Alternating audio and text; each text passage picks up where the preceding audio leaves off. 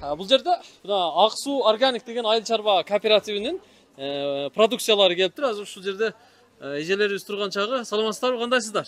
Ак суу органик кооперативинин жетекчиси Рысмендиева Айнагүл.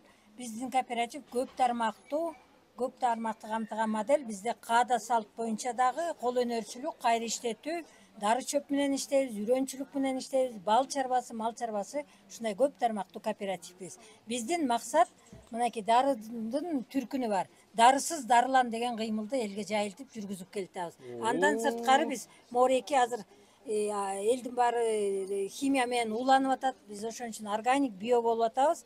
Бунун баары тоо токой жемиштери дарылык касиети бар. Дарылык үчүн ар биринин дарылыгы бар. Мисалы үчүн какымды билесиздер, эмнеге дары? Мына кадимкидей бал. Балдар мисалы үчүн дарыны жебейт, кыйынчылык менен жейт. Чоң кишилер деле баасы кымбат. Аптеканын баары азыр дарынын түрү бар, бирок сроктор өткөн, андан эффект бербей. Агыраганда моундан жесе кадимкидей таза айгат. Бул какымдын вареньясы, бул тоорчактын барасы көк чөтөлдү таза айыктырат бул. Көк чөтөлдү? Көк чөтөлдү айыктырат. Бронхитке мына ковидте ушуну жеп көбү жан калды. Бул өпкөнү тазалайт. Дем алуу, дыхательный путтарды ачып тазалайт. Мынакей барбарис анемияга жакшы. Бул балдар азыр келиндердин көбү анемия болуп атат. Ысык көл обласы анемия боюнча 1-орунда турат. Тоо токой жемиштер өзүбүздө толуп турса да, ошону терип келип жегенден эришет. Келиндер ушуну мынакей ушуну балдарга жасап берсе болот да. Компоту, согу бул анемияны таза айыктырат. Муну дагы дарылоо мөөнөтү 2 ай, 3 ай. Кээси бир банка алып жеп алып эле эчтеке таасир берген жок дейт. Муну 2 ай, 3 ай варенье катары эле жей берсе бул кадимкидей дары. Анан морекини көрсөңүздөр. Ал эмне? Бул деген аш кабактындагы дарылыгы билесиңер. Муну айтып отурсам көп сөз.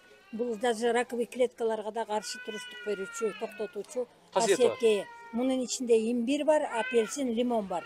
Мынакей давленияны да түшүрөт, имбир суук тийгенде муну кашыктап жеп отуруп эле дарыланып алса болот, чай менен эле. Анан продукциялар бар турбайбы? Баалары дагы баалары да, допустим, мына чычырганакты баарыңар билесиңер.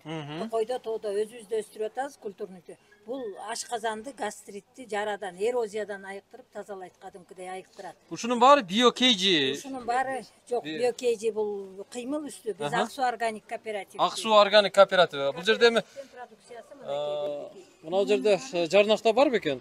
Интернет тармактарынан Facebook'ta бар экен. Facebook'тан издеп көрсөңүздөр болот. Ушул жакта координаттары жазылышы мүмкүн. Ошол жактан таап байланышсаңыздар болот экен. Жашылчалардан мынакей саткандан сырткары кышкы дасторконуна салаттын түрүн жасайбыз, соленья, варенье түрү, анан мына дарысыз дарылан кыймылы. Бу апалардын, энелердин мына чапкан соленыйларын, мына помидор, огурчуларын көргөндө шилекейиң агат го. Айыл деле сагынасың мына. Давленияга, гипертониктер үчүн мына дарылангыла бизге келип, оорубагыла. Мына ак суу чай деген 5 компоненттен турган чайыбыз бар. Бул жерде душица, мята, зверобой, мелиса, 5 түр абдан чоң дары. Буну тоодон терилген. Тоодон терилген, ак суунун тоолорунан терилген. Көчмөндөр чайы деп аталып келген. Илгертеде мына баштыгы да көчмөндөрдүкү, көчүп конуп жүргөндө көчмөндөр муну ичип оорубай, айыгып, дарыланып, жайлоо жыттанат. Энергия алат, ички органдын баарын тазалайт. Мунун баасы 300 сом. Тийгөт жыттанат го энеке. Ооба, Индиянын чай биякта эле калат. Энергия берет, эркектерге дагы абдан пайда дагы көп. Башка дагы сергитет, нерв. Ушул турушу канча? Ушул турушу 300 эми. 300 сом. Түшүп берип атабыз 200. А булар кайсы жерлерде мисалы Бишкекте дүкөндө тапса болобу?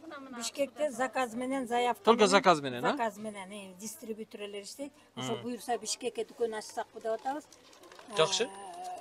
Бул жакта да ушу тоодо өскөн ушу пайдалуу чөптөрдүн курамы экен, көрүп турасыздар. Мисалы мына азыркы биз айткан көкөмерен дейби? Көкөмерен. Бул нервти да успокаивать этет, успокоительный касиети, тынчсыздандыруу. Башты сергитет, анан сосудаларды кеңейтет. Мына кадимки эле уйбеде бар. Мына элдер көп билбейт ошону. Уйбеде мынабы? Жок, бул эмес экен. Ал ромашка сук тийгенге, календула мына ангинаны да дарыласаңар болот. Талаада эч нерсени калбай терип келип алыпсыздар го. Ушунун баары дары биз кыргыздар билбей атабыз. Дарыны биз Ысык көл обласы Кудай берген биологиялык, биосфералык аймак өзү эле. Биз теплоключенка органикалык аймак статусун бекер алган жокпуз. Тибеттин тоолары деп Кытайлар даңазалайт дарыларын. Биз эмне үчүн Алатоонун дары чөптөрүн даңазалай албайбыз? Мына Тибеттикинен кем калбайт. Какымдын дарысы азыр деген какымдын тамырынан буту кол муун оору элдин баары артрит, артроид дегендин баары чыгып атат. Ошонун баарын какымдын тамырын аракка ачтып, спиртке ачтып бутту таза айыктырат. Операциянын кереги жок. Азыр көбү тизелерин операция кылдырып ийип атышат. Операцияга бербей эле айыктырса болот. Мына ушул чөптөр менен эле. Ушул чөптөр менен эле дарыласак болот. Мен бир нерсени айткым келет да, энеке, кечиресиз. Негизи бул аптека деген түшүнүк бизге, мисалы, аптекадагы химиялык дары дармек деген түшүнүк менимче ушу Союз башталгандан бери эле кирип келсе керек бизгечи. Илгери бул нерсе ушуну менен дарыланган да.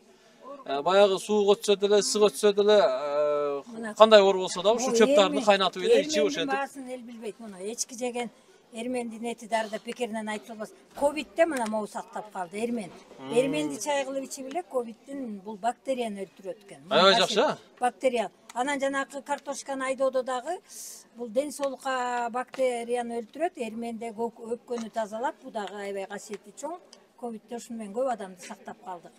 Атыңыз ким? Мен Айнагүл. Анан Охо, сонуңгой. Картошкада колорадский жук деп атпайбызбы?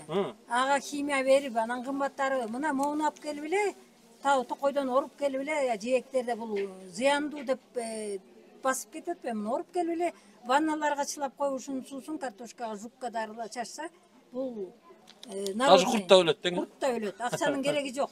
Жакшы. Затрата. Көп жашаңыз, мына энекебизди караңыздар. Ушундай сонун дары чөптөрдү айтып берди.